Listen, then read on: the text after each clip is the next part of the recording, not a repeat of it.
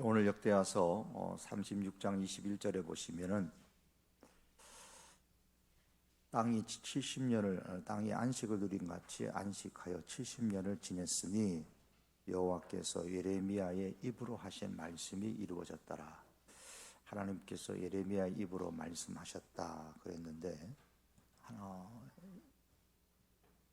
예레미야서 25장 11절에 보시면은 하나님께서 예레미야의 입을 통해서 이렇게 말씀하십니다.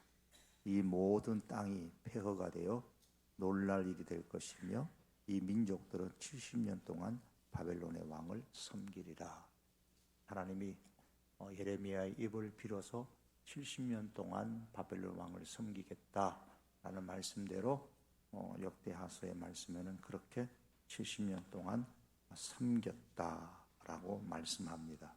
그게 언제냐면 20절에 보시면은 바사국이 통치할 때까지 이르니라 그렇게 말씀해서 바사국이 통치할 때까지 그렇게 70년을 섬겼습니다. 예나 지금이나 강대국의 흥망은 주변 국가에 상당한 영향을 끼치게 된 마련입니다. 우리 아시아, 유럽, 아프리카를 잇는 중요한 위치를 자리 잡은 것이 이스라엘입니다. 이스라엘. 이게 아시아와 연결되고 아프리카와 연결되고 유럽과 연결되고 이 대륙과 연결되어져 3개 대륙과 연결되는 것이 이스라엘인데 이 이스라엘의 역사가 주변 제국의 흥망과 깊은 연관 속에 있습니다. 먼저 이스라엘에 대해서 우리 세계 지도를 한번 보시겠습니다. 세계 지도를 한번 펼쳐 보시면요. 작아서 안 보이겠습니다만은 저 동그랗게 쳐진 여기가 이제 대한민국이에요. 여기 동그랗게 낸 게 대한민국. 세계 지도를 보시면은 이제 대한민국 그리고 한창 문자가 일본, 대한민국. 이스라엘은 어디에 있습니까? 이스라엘은 네모친 곳을 찾아야죠. 파란 걸로 네모친 여기가 이스라엘입니다.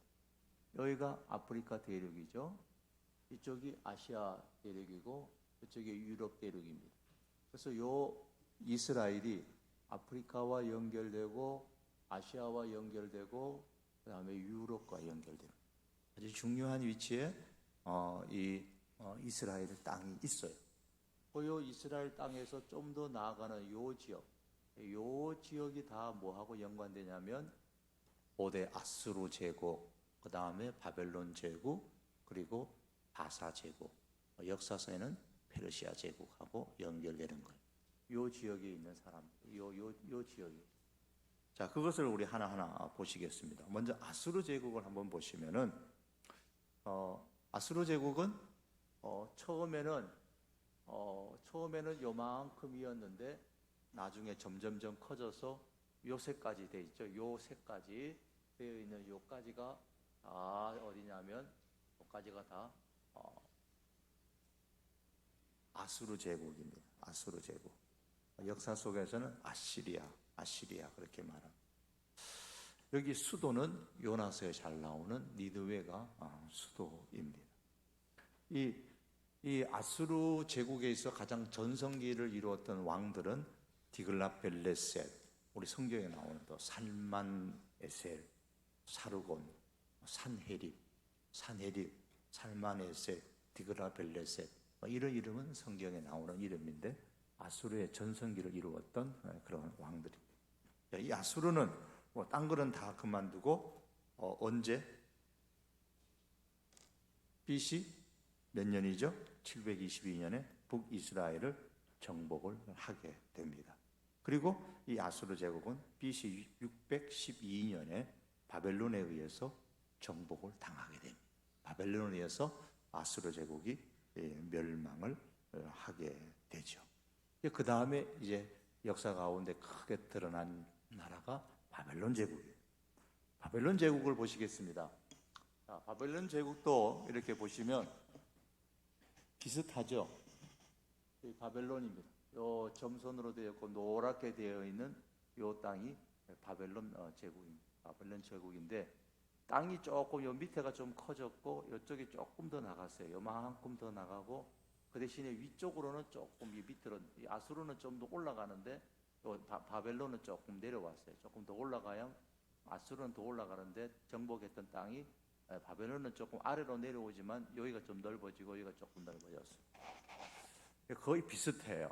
바벨론 제국, 아수르 제국. 자, 이 바벨론 제국, 바벨론 이 제국은 뭐 우리하고 가장 잘 아는 왕은 이제 느부갓네살, 뭐죠? 성경에 나오는 느부갓네살 2세인데요. 느부갓네살 왕, 잘 압니다. 그런데 이 바벨론이 BC 539년에 페르시아 왕 고레스에 의해서 정복을 당하게 됩니다. 자, 이 바벨론은 뭘 멸망시켰죠? 지금 말씀드린 대로 이 바벨론이 역대하 36장에서 하나님께서 예레미야를 통해서 이미 예레미야서 25장 11절에 말씀하신 대로 역대하 36장에 보면 바벨론이 이 남쪽 유다까지 멸망시킵니다. 아수르는 북쪽 이스라엘, 또 좀 더 내려와서 바벨론은 남쪽 유다까지 점령을 시키죠. 그리고 BC 539년에, 그때가 BC 586년이고 조금 더 있다가 539년에 페르시아 왕 고레스에 의해서 정복을 당하고 바벨론 제국이 무너지게 됩니다. 자, 그러면 페르시아 제국, 즉 바사 제국입니다. 성경에 이제 바사가 나와요. 좀 전에 읽어드린 예레미야 역대하서 말씀에 36장에 21절 바로 앞에 보면 칼에서 살아남은 자를 그가 바벨론으로 사로잡아가매 무리가 거기서 갈대아 왕과 그의 자손의 노예가 되어 바사국이 통치할 때까지 이르니라. 그러니까 바사국이 통치할 때까지, 바벨론이 멸망할 때까지 있었다 그랬죠. 이것이 이제 보시는 여기가 이제 바사 제국, 역사에서는 페르시아 제국입니다. 이게 지금 조금 붉게 나와 있는 이 제국이 이제 바사 제국인데, 이 바사 제국은 굉장히 더 크죠. 바벨론 제국보다 더 커서 이 유럽의 이 지역까지 좀 더 확장되어 있습니다. 그리고 이쪽으로 좀 더 나아가고 좀 더 높아지게 됩니다. 바사 제국은 바벨론 제국보다도 커서 이제 인더스강, 또 인도에 있는 인더스강까지 이렇게 가게 됩니다. 자, 조병원 목사가 쓴 성경과 5대 제국이라는 책을 보면 이 아수르 제국, 뭐 바벨론 제국, 그 다음에 바사이, 페르시아 제국, 또 페르시아를 멸망시켰던 헬라 제국, 또 헬라를 멸망시켰던 로마 제국, 이렇게 5대 제국에 대한 내용들이 설명되어옵니다. 거기에 보면 이런 내용이 있어요. 우리 저 강남에 가면 강남구에 동서로 가로지르는 테헤란로라는 게 있습니다. 있죠? 아시죠? 테헤란로 들어보셨죠? 자, 테헤란 어느 나라 수도이죠? 이란의 수도, 테헤란. 거기 보면 이란의 수도가 테헤란. 그러면 이 대한민국의 가장 요충지인 그 강남에 동서로 딱 가로질러서 왜 테헤란로라고 도로 이름을 그렇게 지었을까요? 왜 테헤란로예요? 먼 나라잖아요. 이란은 우리하고 먼 나라인데 테헤란로 그랬어요.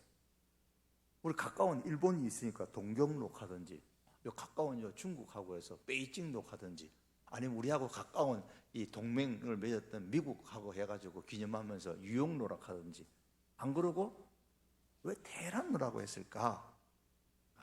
1977년도에 이란의 수도인 테헤란의 시장이 방문을 해서, 원래는 삼능역 있죠? 그래서 삼능로였는데 그걸 기념하면서 그 길을 테헤란로로 바꿨다고 합니다. 이란의 시장이, 테헤란의 시장이 방한을 해가지고. 그리고 반대로 이제 가보진 않았습니다만 테헤란에도 서울로가 있다고 합니다. 가보신 분 혹시 한번 그 길을 걸어가 보셨는가 모르겠습니다. 그러니까 수도가 이렇게 서로 이렇게 이름을 테헤란로, 저쪽에는 서울로 이렇게 정했다고 합니다. 그래서 테헤란로가 생겼는데, 이 말씀을 왜 드리냐면 이 테헤란, 수도 테헤란을 갖고 있는 이 이란의 옛날 이름이 바로 이 페르시아 제국, 바사 제국. 이란이 자부심이 크겠죠. 얼마나 자부심이 크겠어요? 페르시아입니다. 성경용어로 하면은 바사, 성경에 나오는 바사국이에요. 바사국. 자, 바사국은 성경 가운데 보면 구약 성경의 39권 가운데 7권하고 관련이 있습니다. 다니엘서도 나오죠. 학계, 스가랴, 에스더, 에스라, 느헤미야, 말라기 7권하고 연관이 되어져서 그 배경이 나타나고 있습니다. 페르시아는 BC 3000년부터 시작된 나라였는데 통일된 하나의 통일 국가를 이루지 못하고 그리스처럼 도시국가 형태로 이렇게 조합을 이루고 있었기 때문에 힘을 발휘하지를 못했습니다. 그러다가 이 도시국가로 있으면서 가장 강한 도시국가가 어디냐면 메대하고 바사입니다. 메대하고 바사. 이 메대를 역사 속에는 메디아라 그러고 바사는 페르시아라 그렇게 말합니다. 그런데 이 페르시아가 통일된 국가 형태를 취하지 못하고 도시국가 형태로 이루어져 있었을 때는 메대라는 도시국가가 이 바사라는 페르시아 도시국가보다 훨씬 더 강했습니다. 그래서 메대가 바사를 다스리는 때가 있었습니다. 그런데 이 바벨론 제국의 동쪽에 있던 나라인 바사, 도시국가인 바사, 이 페르시아의 도시국가의 왕이었던 고레스, 우리 성경에 나오는 고레스, 역사로 보면 고레스 2세입니다. 키루스 2세라 그렇게 말하는데 고레스 2세의 고레스가 메대를 병합합니다. 정복을 해가지고 병합을 합니다. 그 세력이 확장이 되죠. 그 도시국가를 하나하나 다 점령을 합니다. 그 중에서 획기적인 게 뭐냐면 지금의 터키인 리디아 왕국의 수도인 사르디스를 점령을 합니다. 터키를 점령하죠. 그래서 그 당시에 이 리디아가 상당히 부유한 국가였다고 합니다. 그래서 이 페르시아가 리디아를 정복하게 됨으로써 페르시아가 그전에는 가난한 국가였는데 아주 부강한 국가로 그렇게 기틀을 잡고 열강으로 이제 뻗어나는 큰 기초를 쌓았습니다. BC 539년 고레스 왕이, 고레스 2세입니다. 키루스 2세가 고레스 왕이 티그리스강 유역의 오피스에서 바벨론군을 무찌릅니다. 오피스 전쟁에서 바벨론군을 무찌르고 바벨론으로 진격을 하는데 그때에 바벨론 내에 있어서 굉장히 바벨론 그 지도부에 대해서 왕권에 대해서 굉장히 반감을 갖고 있었던 세력이 말뚝이라는 그들의 바벨론의 신을 섬기는 제사장이었습니다. 제사장들이었어요. 그래서 이 말뚝 제사장들이 바벨론 왕 나보디누스하고 그의 아들 벨사살, 이 벨사살이 바벨론의 마지막 왕이에요. 이 벨사살을 폐위시켜버리고 고레스를 새 통치자로 세웁니다. 이렇게 해서 고레스가 백성들의 환영을 받는 가운데서 무혈 입성해서 대페르시아 제국을 시대를 열고 바벨론은 멸망을 하게 됩니다. 자, 아수르 제국은 혼혈주의를 했죠. 그래서 북쪽 이스라엘이 사마리아 일이 나왔습니다. 바벨론 제국은 고급 인재를, 외국 사람들이라도 정복한 피지배국이라도 고급 인재를 잘 등용하는 정책을 썼어요. 그런데 이 페르시아 나라, 바사 나라는 관용의 정책을 베풀었습니다. 그래서 백성들을 굉장히 피지배국의 백성에 대해서도 관용의 정치를 베풀었는데 그들의 점령지에서 잡혀온 포로들의 귀환을 허락하는 그 조서를 내리기도 했던 겁니다.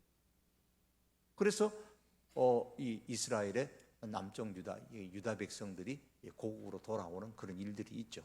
성경에서는 하나님의 감동하심이 이 고레스에게 있어서 이와 같은 일을 했다, 그렇게 분명히 기록을 하고 있습니다. 1879년에 바벨론의 말뚝 신전 이라크의 바벨론의 말뚝 신전 폐허에서 고레스 원통 비문이라는 것이 발견이 됐는데 이런 겁니다. 이 고레스 원통 비문, 그 다음에 보시면은 똑같은 거예요. 이런 점토로 이렇게 해가지고 만든 고레스의 원통 비문입니다. 이 현재 영국의 대형 박물관에 소장되어 있습니다. 이제 아람어로 되어져 있다고 하는데 그 내용이 이런 겁니다. 나는 그곳, 즉 바벨론에 거주하는 신들의 형상들을 그들의 장소로 돌려보냈으며 그곳에서 영원한 거처를 마련하도록 허용했다. 또 주민들을 모아 그들의 거주지로 돌려보냈다. 거주지로 돌려보냈다 그랬습니다. 자, 이 고레스 원통 비문이 에스라서 1장 1절에서 3절의 내용을 이제 확증해 주는 거예요. 그래서 이 고레스가 이스라엘 백성들, 남쪽 유다 백성들을 이제 고국으로 이스라엘로 다시 돌아가게 그렇게 조서를 내렸죠.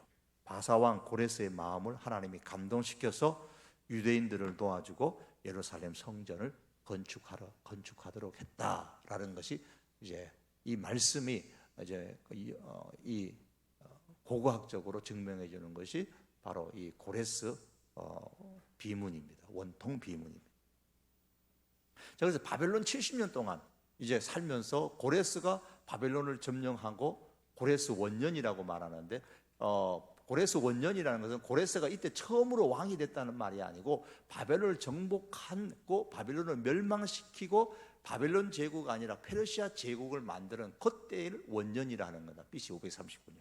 그때에 바벨론 70년이라는 것은 BC 606년 바벨론에서 1차 포로에서부터 시작해서 고레스 칙령 발평 이후에 1년 후인 BC 536년 귀국할 때까지 이스라엘 백성이 귀국할 그때까지 한 70년이 바벨론 70년의 그러한 기간입니다.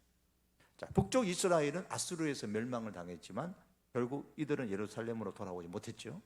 그러나 유다는 예루살렘의 그 예언, 좀 전에 말씀드린 예레미야서 25장 11절의 예언대로 70년 만에 바벨론에서 유다 땅으로 이제 귀환을 했습니다. 귀환을 했다고 역대하 36장 21절에 말씀하죠. 이에 토지가 황폐하여 땅이 안식년을 누린 같이 안식하여 70년을 지냈으니 바사국이 통치할 때까지 그렇게 70년을 거기서 지냈던 겁니다. 자, 유대인들은 70년 만에 돌아와서 성전을 짓고 새로운 생활을 시작을 합니다. 하지만 나라는 회복되지 못하고 여전히 계속 다른 나라, 이제 페르시아가 멸망한 다음에 헬라가 멸망한 다음에 로마, 이게 지배를 받게 됩니다. 그러면 귀환할 때 모두가 다 유대인들이 바벨론에 있는 유대인들이 다 돌아왔느냐? 다 돌아온 게 아니죠. 고향으로 고국으로 돌아오지 않는 유대인들이 더 많았습니다. 유대인이라는 말은 바벨론에서부터 붙여졌어요. 히브일이라는 말은 아브라함 때에 붙여진 이름이고 예루살렘이라는 말은 출애굽할 때에 야곱의 이름이 이스라엘로 바뀌었기 때문에 이스라엘 이름이 붙여진 거예요. 유대인이라는 말은 북쪽으로 바벨론의 정복 붙잡혀가게 된 사람들이 이 남쪽 유다가 유다 지파하고 베냐민 지파로 구성되어 있잖아요. 유다 지파하고. 그래서 유대인이라는 그런 호칭이 붙여졌습니다. 자, 어쨌든 고향으로 돌아오지 못한 유대인들이 참 많았습니다. 유대 역사가인 요세푸스의 기록에 의하면 많은 사람들이 고향으로 돌아오지 않기로 스스로 결정했다고 했습니다. 그들이 귀환하지 않는 이유가 뭐겠습니까? 이미 70년 동안 살아가면서 많은 유대인들이 바벨론 사회에 적응하여서 어떤 사람들은 부를 축적하기도 하고 사회적인 어떤 위치를 확보하였기 때문으로 그렇게 보고 있습니다. BC 5세기 유대 공동체들이 페르시아 제국의 이 바사 제국의 127개의 그 관할 구역에 이 페르시아 제국의 127개국으로 이렇게 구성되어져 있는데 두루 흩어져서 그렇게 살았습니다. 에스더 1장 1절에 보시면 그렇게 기록되어져 있죠. 자, 고국으로 귀환되지 않는 유대인들은 유대 공동체를 이루어서 이제 디아스포라를 형성하여서 그렇게 살아갔던 겁니다. 그러나 그렇게 많은 사람이 돌아오지 않는 중에 그 중에서도 하나님께서 남겨주신 사람들이 돌아옵니다. 이 사람들을 남은 자라고. 물론 귀환할 때 돌아왔던 그 사람들 전부가 남은 자 사상에 포함된 남은 자는 아닙니다. 남은 자 신학의 남은 자 신앙이라는 것은 돌아와서 끝까지 하나님의 말씀을 붙잡고 살았던 그 사람들을 남은 자라 그렇게 말하는데, 어쨌든 이 남은 자들이 경제적인 안정하고 있는 바벨론에서 경제적으로 안정했던 그 모든 것을 다 포기하고 이제 페르시아 바사 나라의 왕인 고레스가 고국으로 돌아가도 좋다. 그러니까 포기하고 가서 너희들 성전 지어라. 너희 하나님 성전 지어라. 그러니까 모든 경제적인 안정적인 거 다 포기하고 그리고 바벨론에 있는 모든 거 다 내려놓고 고국으로 돌아옵니다. 불확실하죠. 불확실한 어떻게 삶이 어떻게 전개될지를 모르는 이 예루살렘으로 그렇게 유다 나라로 고국으로 돌아온 소수의 사람들입니다. 자, 이 사람들이 예루살렘에 돌아와서 성전을 짓고 새로운 생활을 시작하게 됩니다.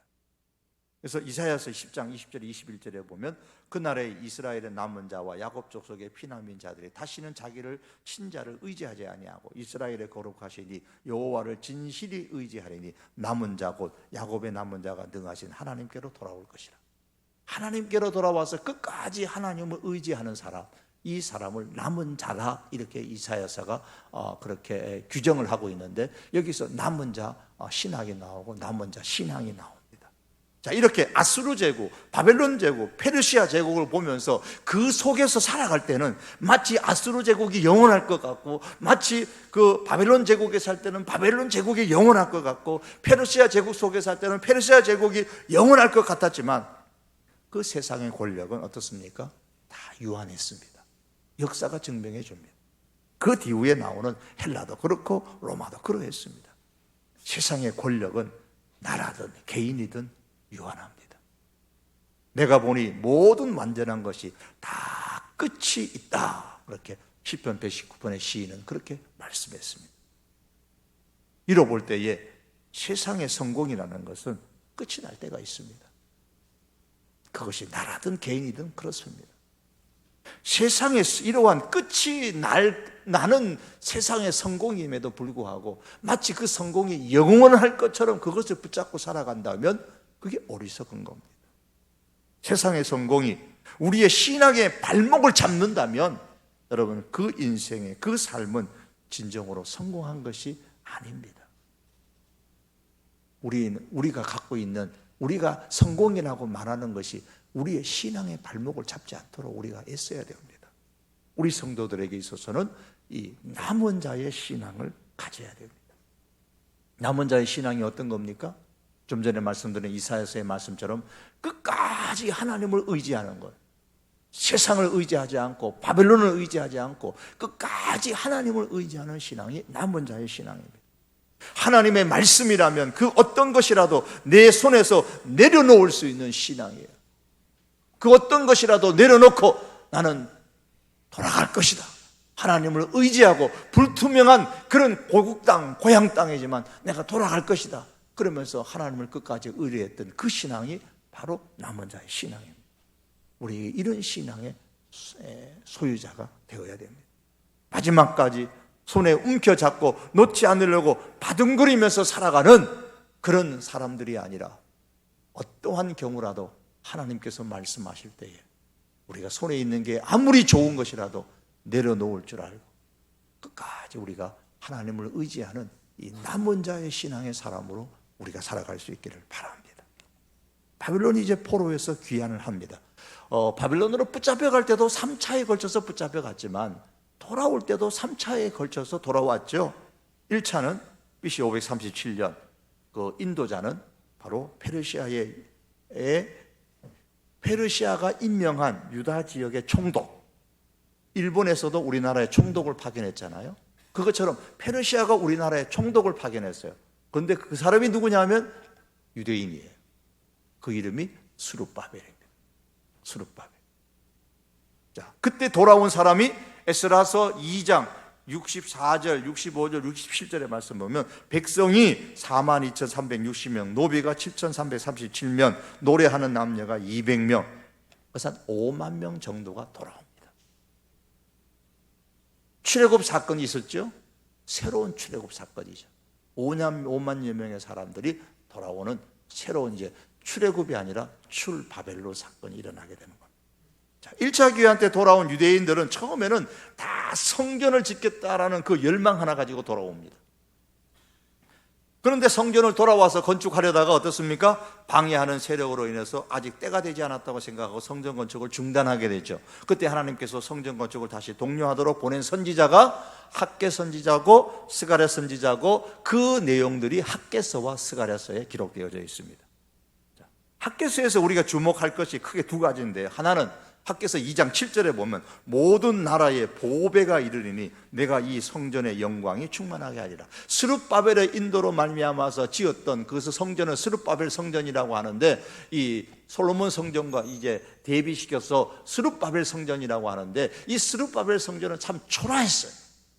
이 솔로몬 성전과 비교할 수 없었어요. 그래서 솔로몬 성전을 보았던 사람들이 스룹바벨 성전을 지은 것을 보고 눈물을 흘릴 정도로, 기뻐하는 게 아니라 눈물을 흘릴 정도로 비교하면 너무 초라했어요. 그때 하나님께서 학개 선지자를 통해서 그렇게 말씀하는 겁니다.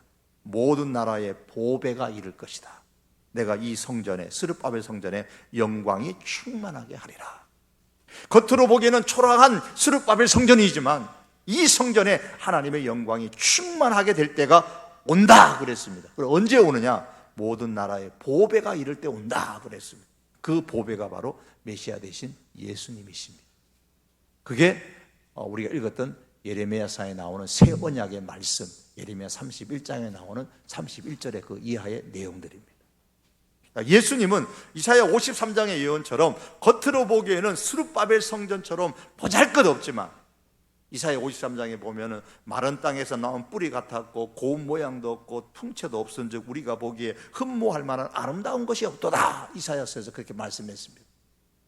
그런데 겉으로 보기에는 보잘것없지만 하나님의 영광이 충만한 분으로 오시는 분이 바로 메시아 예수님이십니다.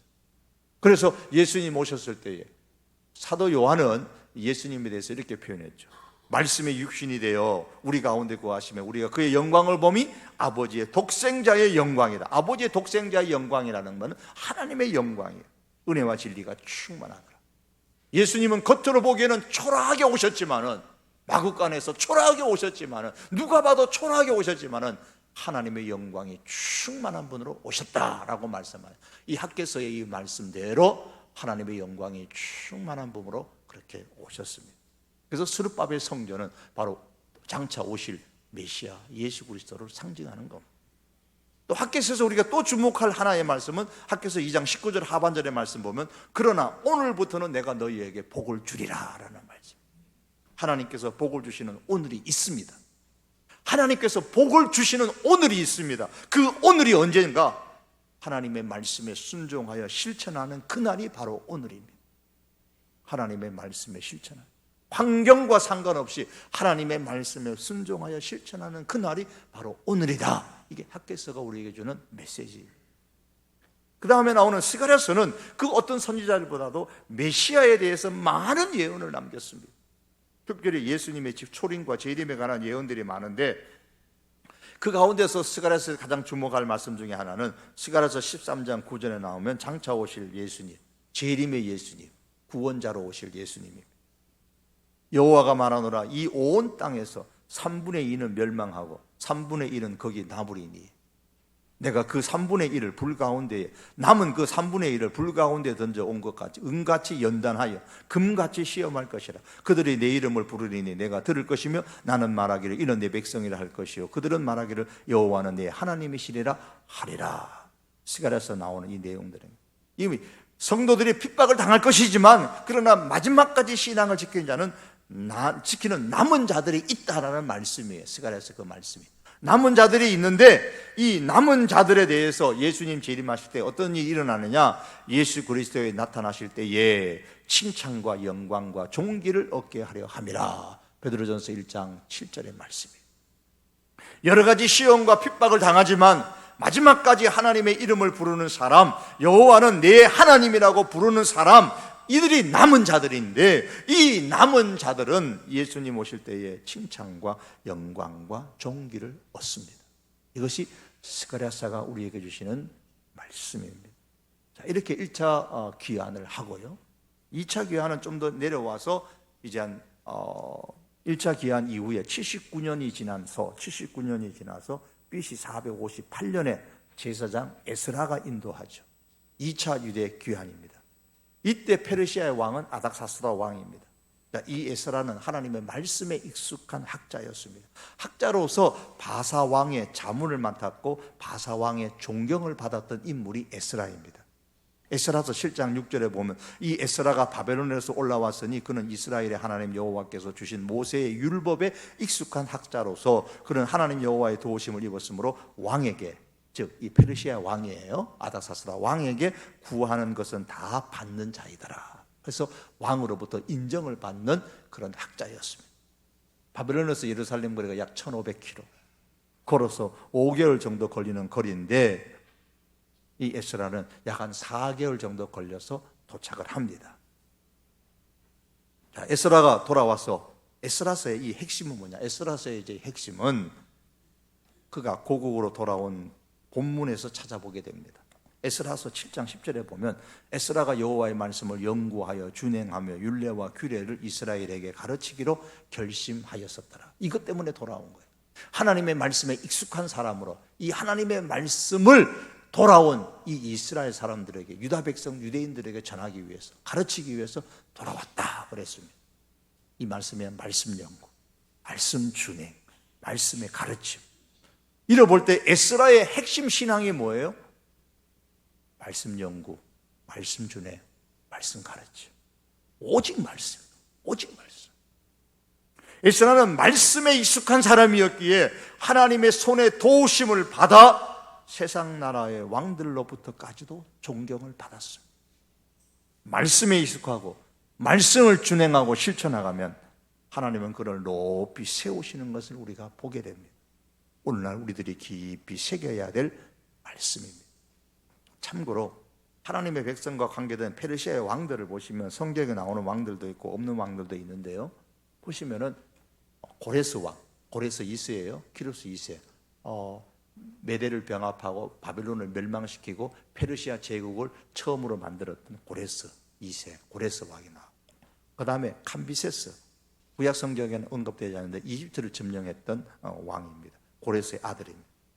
그 다음에 스메르디스가 나오는데요, 세 번째가 스메르디스. 이 스메르디스는 사실은 가짜 스메르디스입니다.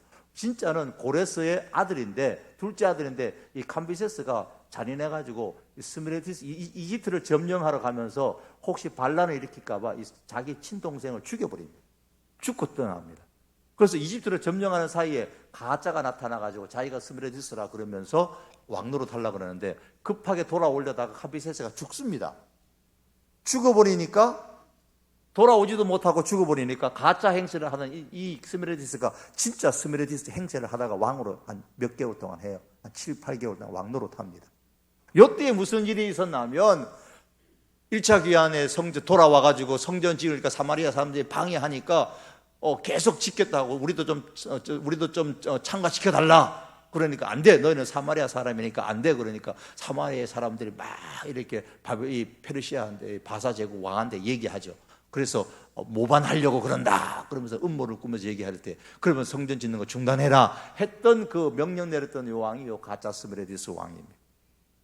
그런데 그 다음에 이제 스메르디스가 물러가고 난 다음에 다리오가 왕이 됩니다. 다리오가 왕이 됩니다. 이게 스룹바벨하고 좀 친한 사람이었어요. 그래서 다리오가 왕이 되는데 성전 건축을 계속하도록 이제 허락을 하게 되고, 그 다음에 아하수에로 왕이 나오고, 아하수에로 왕은 에스더를 여왕으로 세웠던, 에스더에서 나오는 에스더를 여왕으로 세웠던 불임절이 나오는 그 말씀이고, 그 다음에 아닥사스다 왕 나오는데, 이 아닥사스다 왕이 2차 기한과 3차 기한 동시 다 허락했던 사람입니다. 에스라, 느헤미야 귀환하도록 허락했던 왕이었습니다. 자, 이렇게 해서 3차 기한이 되는데, 3차 기한은 445년, 얼마 지나지 않아서 이제 느헤미야가, 전에 느헤미야서는 말씀을 잘 봤기 때문에 생략을 합니다만, 느헤미야가 이제 백성들을, 느헤미야가 이제 돌아오겠죠. 소수의 사람, 진짜 소수의 사람을 데리고 돌아옵니다. 두 번째 에스라 때도 아주 소수의 사람들이 옵니다. 성경에 보시면 몇 명 되지 않아요. 그저 한 1754명이라고 하는데 희망하는 사람만 이렇게 데리고 그렇게 왔던 겁니다. 아닥사스다 왕 이후에 몇 명의 왕을 거쳐서 페르시아 마지막 왕이 이제 다리오 3세인데, 이제 이수스 전투에서 마케도니아의 알렉산더하고 싸우다가 패배해서 이 다리오 3세가 죽습니다. 죽고 그가 죽음으로 통해서 206년 만에 페르시아 제국이 멸망을 하게 되고 헬라 제국이 역사에 등장하게 되죠. 구약 성경의 마지막이 말라기서고 신약 성경의 처음이 마태복음입니다. 자, 여러분, 말라기서에서, 성경 말라기에서 마태복음으로 넘기면 시간이 얼마나 걸립니까, 여러분? 자, 말라기 3장에서 마태복음 1장으로 넘어오는데 얼마 걸려요? 몇 분 걸려요? 1,000분 충분하죠. 이거 넘기면 말라기에서 마태복음이 됩니다. 그런데 그 사이에 몇 년이 걸렸냐? 400년의 세월이 걸렸습니다. 그 400년 이 400년을 신구약 중간기라 그러고 중간시대라 그래요. 하나님이 그때 침묵하셨다 그래서 정경이 없기 때문에 하나님이 침묵하셨다 그렇게 말씀을 합니다. 아마도 선지자는 있었겠죠. 어쨌든 하나님이 침묵하셨던 기간입니다. 정경의 말씀이 없습니다. 그런데 그 400년 속에 어느 나라가 있어요? 역사 속에는 헬라 제국이 있습니다. 헬라 제국. 우리가 말하는 그리스 철학과 동방의 오리엔트 문명을 합쳐서 헬라 문화를 만들었던 알렉산더 대왕이 나오는, 우리가 유명한 알렉산더 대왕이 나오는 그 헬라 제국이 바로 요 중간기 시대 400년 속에 포함되어져 있습니다. 예수님 오실 때는 그럼 어느 나라였어요? 로마 나라잖아요. 그때는 벌써 헬라 제국이 멸망하고 로마가 들어섰을 때입니다. 말라기 1장 2절에 보면 유다 백성들이 하나님 앞에 질문합니다. 주께서 어떻게 우리를 사랑하셨나이까? 언제 하나님이 우리를 어떻게 사랑하셨습니까? 조보영호 박사가 이 질문에 대해서 이렇게 기록한 것을 봤습니다. 이 질문에 대해 하나님께서는 400년 만에 결정적인 대답을 하셨습니다. 하나님이 세상을 이처럼 사랑하사 독생자를 주셨으니 이는 그를 믿는 자마다 멸망하지 않고 영생을 얻게 하려 하심이라. 주님, 하나님께서 어떻게 우리를 사랑하셨습니까? 바빌론에 멸망했죠. 돌아와서 성전 지었더니만 그 계속해서 우리가 거의 바빌론의 이 페르시아의 지배를 받고 헬라의 지배를 받고 어떻게 하나님이 우리를 사랑하셨습니까? 이 대답을 이렇게 얘기했던 겁니다. 어떻게? 하나님께서 이렇게 사랑했다 그렇게 말씀하십니다. 어떻게 사랑했다고요? 독생자를 주셨으니. 독생자를 주시는 사랑을 주셨다 그랬습니다. 그렇습니다. 여러분, 오늘 만일 우리 중에 하나님께서 어떻게 나를 사랑하셨습니까? 라는 그런 질문을 하신다면 나를 향한 하나님의 최고의 사랑은 바로 예수님을 나의 구원자로 이 세상에 보내신 사건입니다. 이 마지막 성경 구절을 읽고 이제 마치겠습니다. 성경 한번 보시겠습니다. 됐습니다. 다 같이 한번 읽어봅니다. 시작. 우리가 아직 죄인 되었을 때에 그리스도께서 우리를 위하여 죽으심으로 하나님께서 우리에게 대한 자기의 사랑을 확증하셨느니라. 하나님이 어떻게 우리를 사랑하셨습니까? 하나님의 사랑의 확증이 뭐냐? 우리가 죄인 되었을 때에 예수님을 우리를 위하여 죽게 하신 사건. 그러므로 하나님의 최고의 사랑의 증거가 무엇입니까? 예수님을 나를 위해 십자가에 죽으시게 한 것. 십자가가 바로 하나님께서 나를 사랑하신, 여러분을 사랑하신 증거입니다. 하나님의 최고의 사랑의 증거인 이 십자가를 묵상하는 가운데 우리가 하나님의 최고의 사랑을 경험하고 이 십자가를 붙들고 끝까지 우리가 남은 자의 신앙, 어떤 환경 가운데서도 하나님만 의지하고 내 손에 움켜잡은 것 의지하지 아니하고 하나님 말씀하실 때는 기꺼이 내려놓을 줄 알고 하나님만 의지하는 남은 자의 신앙을 가지고 십자가를 붙잡고 살아가는 우리 성도교회 우리 모든 교우들 될 수 있기를 주님의 이름으로 축복합니다. 기도하시겠습니다. 하나님 아버지, 긴 시간 동안